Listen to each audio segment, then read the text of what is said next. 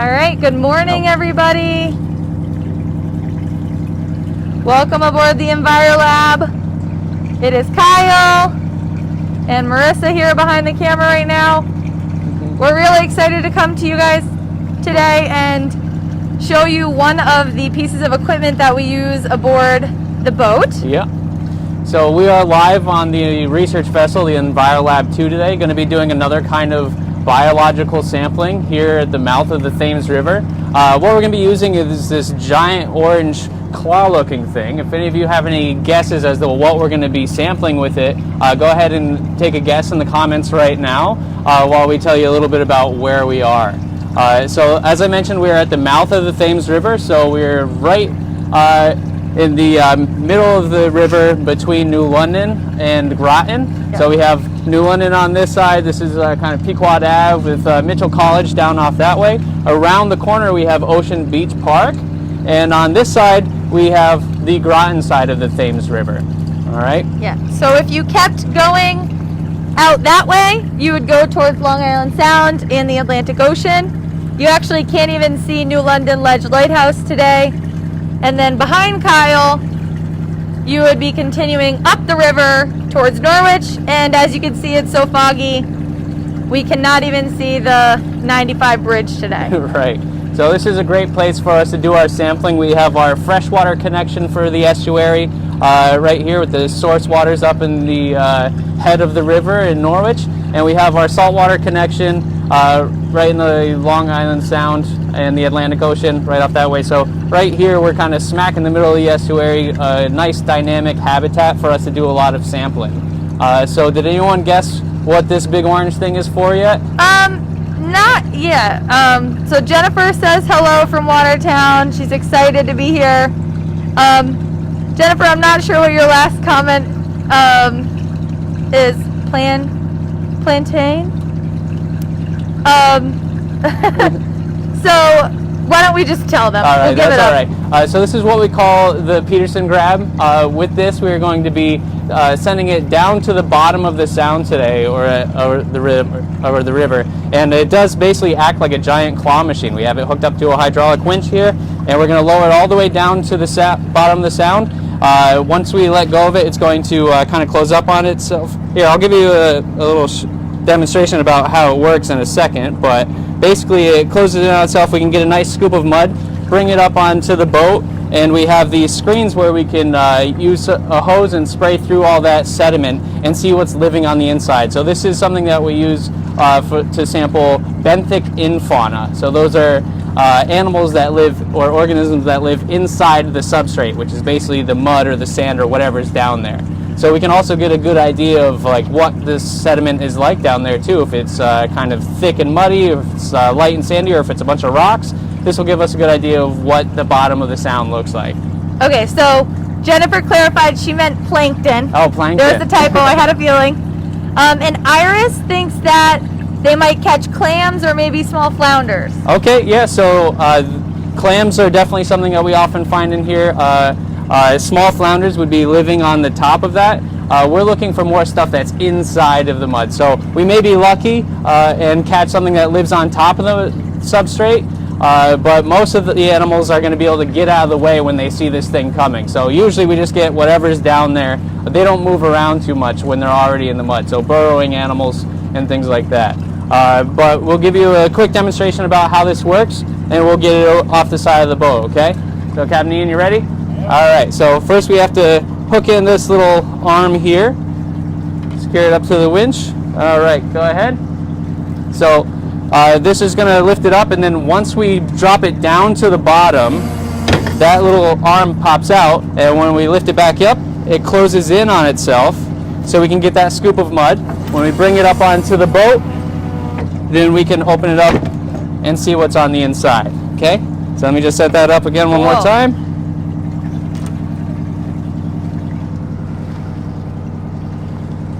All right, and we'll get it overboard.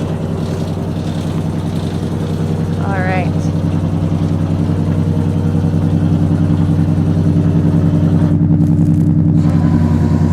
So the grab is going to be going all the way down to the bottom, which right now is about 28 feet Yeah, so it's about 20 feet deep where we are here, so this is going to take a little bit of time to get all the way down there. I'm listening to hear when the strain is left off of the winch, then I know all the slack will be taken out of this cable, and that means that the claw is all the way down the bottom. All right, so that's all the way down. I'm going to give it a nice jiggle to make sure it's closed in on itself, and hopefully we got a nice scoop. So if you have any guesses for any other things you think we might find, or what type of sediment we might find, go ahead and put those in the comments. And also a shout out to all you guys watching from home, and teachers and students. Go ahead and put where you're coming from. We'd love to hear from you. All right. Look at that, Kyle.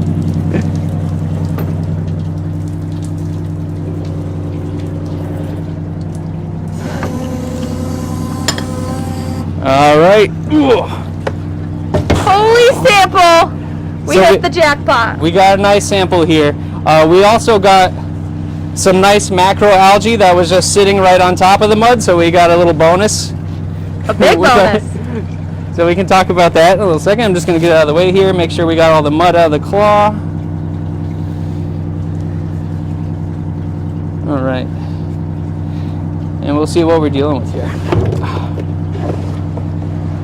All right. Let's get a look close at this.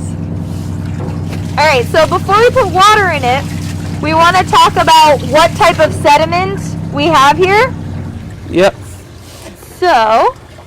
So we want to be able to take a look at it and define what kind of habitat we have here. I mentioned that some ocean bottoms or river bottoms can have a different kind of what we call a substrate, the stuff that makes up all the bottom here. And you know, it could be sandy or rocky. Right around the corner we have a sandy beach. We have a lot of small organic matter floating down the river, running off from the land, and it all washes down this way as well. And we have a lot of tidal activity washing rocks and marine substrate to this part of the river as well. So we want to take a look at it. Some defining characteristics that we want to know about what makes this substrate what it is would be the color. So we want to take note of what color it is, if it's like gray, if it's black, if it's dark, if it's light, if it's reddish. So you can kind of see a little bit. Let me try to get close up without the glare. You can see there's a little bit of coloration difference. Like where I'm pointing right here is kind of a lighter grayish green. And then that is the top that's kind of closest to the water. And then underneath, you can see it starts to get this darker gray. There's this really rich dark color to it underneath there as well, yeah. With this claw, we're focusing mostly on the organic nature of this sample. We're not really looking at the different layers as it goes through. We have other methods for that. But we can still get a good idea of like what kinds of sediment we have here. We have like Marissa pointed out, this lighter grayish kind of thing that was the top sample. And if I observe them a little more closely, I can actually tell they feel a little different too. This grayer, lighter colored stuff is actually kind of grittier. It feels like a very fine sand that we have probably flowing in from around Ocean Beach, around the corner here. And this darker stuff is kind of sticky. So it's smooth as well, but I don't feel really any grit in there, and that's really sticky. So that would be what we call a fine clay.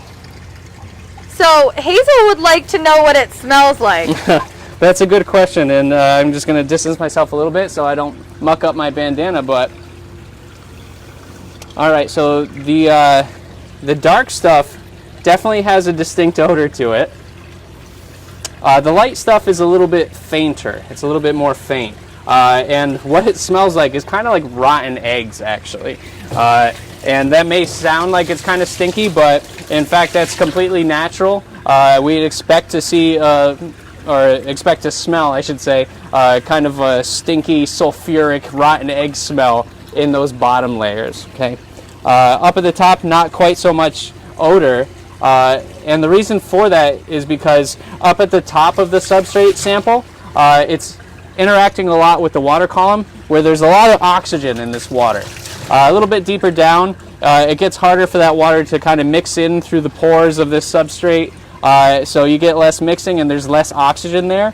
a lot of the organisms that live in the mud will actually consume the oxygen and it will deplete it and leave it hypoxic, which means low oxygen.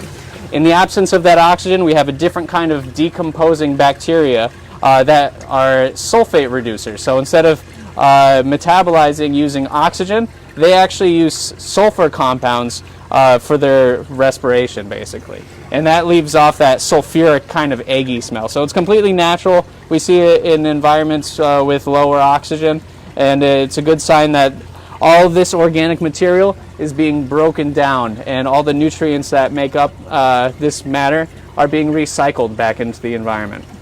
So they're helpful for the environment. Absolutely, yeah. So it just keeps that food chain going. These the nutrients that are in the mud will be broken down by the decomposing bacteria, release those nutrients back into the water column where it can be used by primary producers like the algae that we caught and phytoplankton.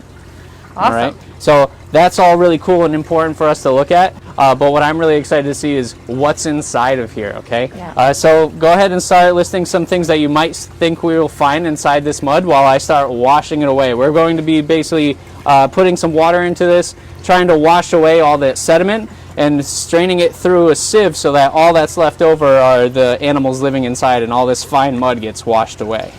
Okay, All so while you're doing that, I want to go over some of the guesses that we had so far. Sure. So we had, let's see, crabs and worms. Iris now wants to mention that. All right. Debbie says snails. Okay. And we got some seaweed and kelp lovers. Oh, yeah. And maybe some crabs even. Okay. So, yeah, some crabs will burrow into the mud. Sometimes we get lucky and grab one while it's scuttling on top of the mud as well. So it wouldn't be too uncommon to catch some crabs in here. Mud crabs in particular would like to be burrowed in here for safety. All kinds of different snails would be on top. Some of them burrow too. So and definitely worms. We know how worms like mud, right? Well, that's no different from the land. Marine worms like the mud too.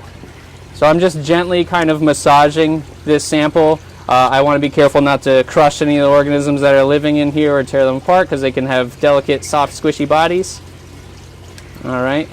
So we do the Peterson Grab in an area that normally we do it in a muddy or a type of clay environment. If we were going to do this in a sandy environment, we wouldn't get a good sample, possibly no sample at all, because it's so fine that's going to come through the grab. So this is really nice because it's so sticky. It'll kind of get stuck in the grab, and we do find a lot of cool organisms in here. All right. So we can't dump it all through there all at once, otherwise we'll clog up the sieve here. But I'm just going to kind of gently start washing some of this away. Yeah, it does kind of look like a little soupy right now, which is kind of what we're going for. Yeah, I made a nice mud slurry. Yes. If you haven't had breakfast yet, this would be a not so good breakfast for us, but hopefully we'll find good animals here that would like it. All right, I'm going to help him kind of move some stuff around. You got a lot of algae here. Yeah, we caught a lot of the algae that was right on top of that. Ooh, what is that? Very interesting. What do we got? It looks like some sort of clam. Cool. So we got our first bivalve. So if you said clam, you're correct. Whew. It looks kind of like a bean. Very interesting. Yeah. All right, and we got a couple of these clams here. So we have a few different species of clam.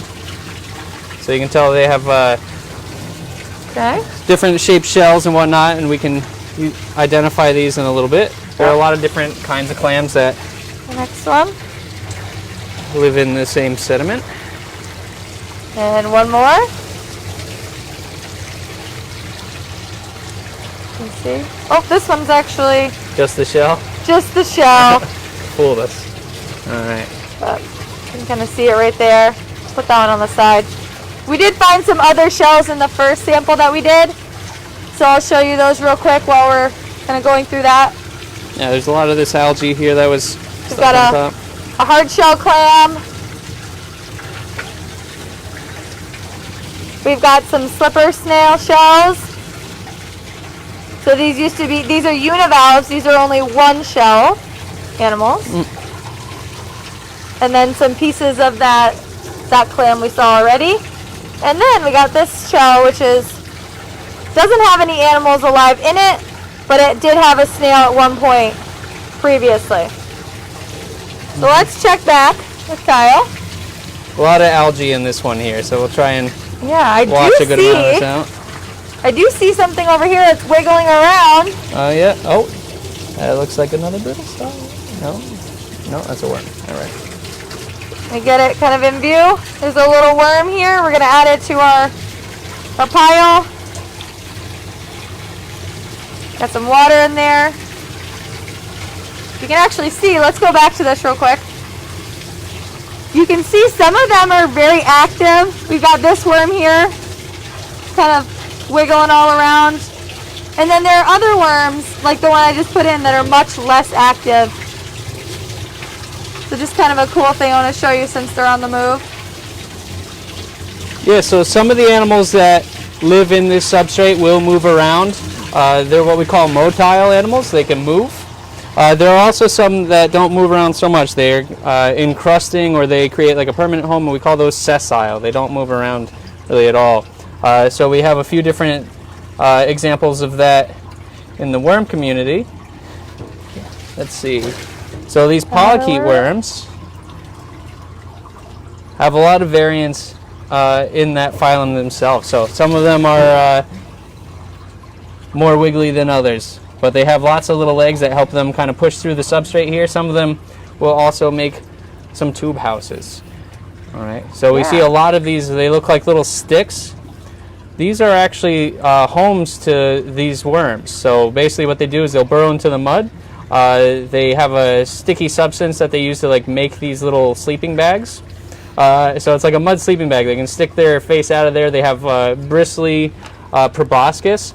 So it's a lot of surface area that can capture a bunch of organic matter as it's all settling down.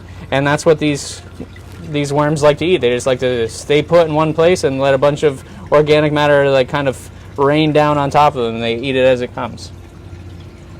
So Hazel asked a good question that we were actually talking about a little earlier. Yeah. She was asking, what's the coolest thing that we've ever caught in the Peterson Grab? So for me personally, I chose the brittle star, and we were talking about this before we even, got to our anchor location. We did a practice Peterson beforehand to make sure all the equipment was working, and what do you know? What did we catch? We caught another brittle star. And that's really exciting. This is actually the first brittle star that we've caught while I've worked here at Project O, and I've always wanted to see one here. So it's a special find for us. It's super cool. I kind of helped it span out so you can see just how tiny and delicate all of the arms are. You can even see some of them, like this one here, broke off a little bit, and that's why we were trying to be very careful with this sample just in case there was another one. So this is a really cool find. I'm going to try to zoom in so you can see it up and close. All right. So yeah, that's the coolest thing that I've ever caught in the Peterson Grab. And now it's mine too. So. And now it's Kyle's favorite thing as well. So we share that. All right, so we're kind of finishing up with the rest of the sample. Yep, I'm just going to wash the rest of this through here, see if there's anybody else really cool that we haven't been able to talk about yet. And then we can talk a little bit more about what else we caught in here. Sure. All right.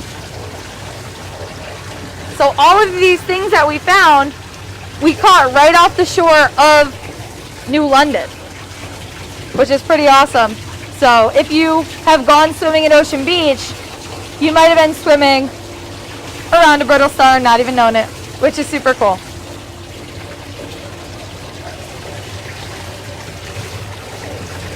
All right. You see there's a lot more shells. Yep. So this one actually has a large barnacle on it.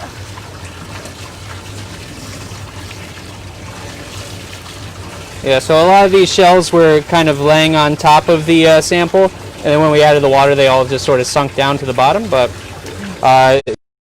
will be on top of the substrate. So it's like mud, and then like a layer of shells and whatever animals have freshly died or started to decompose on top of that. But these can also give us a good idea of the kinds of animals that are living here. Even if we don't catch a living one, we can kind of tell that we have a lot of these different species of clams in this area.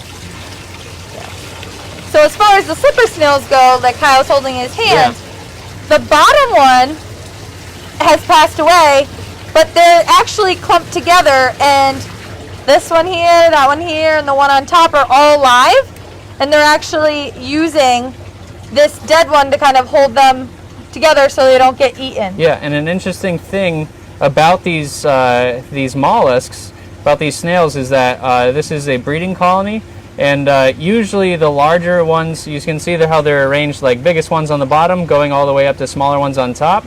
The larger ones are typically female, and then when the female of the colony dies, the next largest male will actually become female and start producing eggs.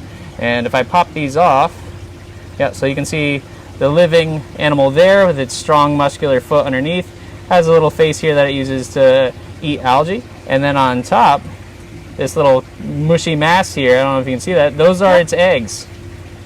So they're a little dirty right now because they were just in the mud, but this one is producing eggs for that colony. Yeah, so you could see how if this one here did not have the one underneath it to kind of protect itself, there's no way for it to protect itself from predators, so they'd be an easy target. So that's another reason why they kind of clump together, is for protection. Also, it's easy to reproduce since these guys don't move around too much. Yeah, and that strategy works for them really well. I don't know if any of you have ever been to some of the barrier beaches around Long Island Sound, but I know Bluff Point State Park, the barrier beaches there, the south side of those beaches are completely covered with these slipper shell snails. So there are lots of them around here, and a lot of different kinds of animals like to eat them. Awesome. All right. So let's talk a little bit more about what we found. Looks like we got all the good stuff here. Yeah, let's move it over here so it's kind of out of the way. All right. So when we take these samples, we like to keep track of the different species that we catch. Sometimes when you're trying to differentiate between a lot of different worms, it can be confusing to have them correctly identified. So a lot of times, since the biodiversity is so great in this habitat, we just we identify them down to the phylum level and keep track of what sorts of animals we're finding here, not necessarily like which species specifically. So we have a few different phylums represented here already. My favorite being the brittle star. That belongs to the phylum Echinodermata, which means spiny skin. So that phylum includes the brittle stars, other sea stars, and sea urchins. And I'm really excited that we actually got a representative of that phylum today. Some of the more common ones that we find around here are the bivalves, which are the clams.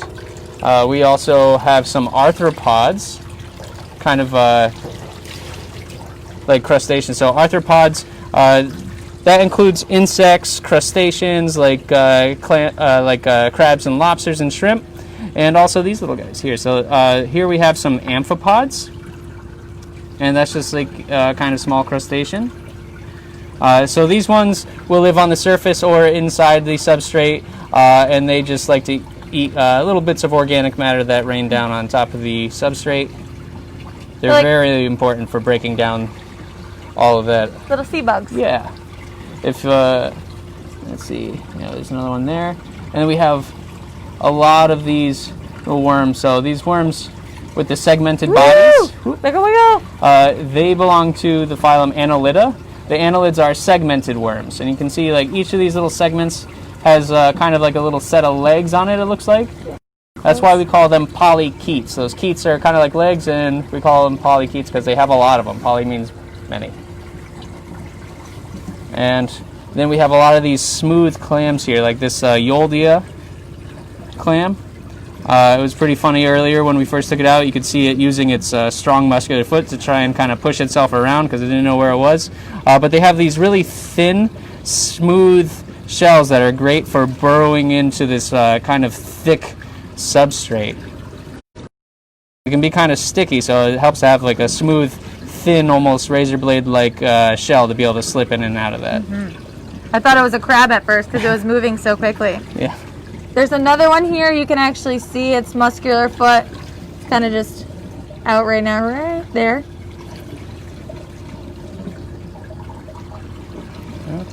All right. Yeah, so all these organisms are great for recycling nutrients back into the food chain. And also some animals like to eat them directly. We know there's a lot of different fish and arthropods that like to dig into the mud and get a nice worm meal, like sea robins and things like that. So there are a lot of other benthic animals that rely on this as a source of food. And also ultimately these are kind of the recyclers that keep that marine ecosystem driving, recycling those nutrients back into the food chain. Yeah, and as far as the worms go, Kyle was telling you before how some of them will kind of make their own homes. There's an example of a live one right here. So you can see its home is right there, and then you can actually see the worm. So it does stick out a little bit, and you can actually see it moving around right now, which is pretty cool. And then as far as this bivalve right here, I've never seen it before, which is pretty cool. So I'm going to have to kind of look that up and get back to you guys on what that is. If you happen to know, go ahead and drop it in the comments. But I'll look closer at our key to try to figure that out. Yeah, the other kind of bivalve that we got that I forgot to mention now, this one with like kind of a more robust, rounded, ridged shell. They're not burrowing into that fine mud quite like the Yoldia is, but rather these ones will create byssal threads, kind of like a mussel, and stick inside of empty shells up on the surface. So they're not necessarily a burrowing clam, but we do find them kind of up at the surface or shallow in the mud there, because they like to sort of stick to something like a rock or a shell and just take water in, filter out all the yummy stuff, and spit that water back out. And this is called a arc shell clam. All right. Well, thank you guys for following along with our Facebook Live today. Yeah, I hope you enjoyed digging through the mud with us this morning. And getting a little dirty. Yeah, if you have any questions about anything that we caught, feel free to leave them in the comment section, and we'll get back to them when we can. Otherwise, we'll see you Tuesday morning for another Facebook Live. All right, have a good day. Bye.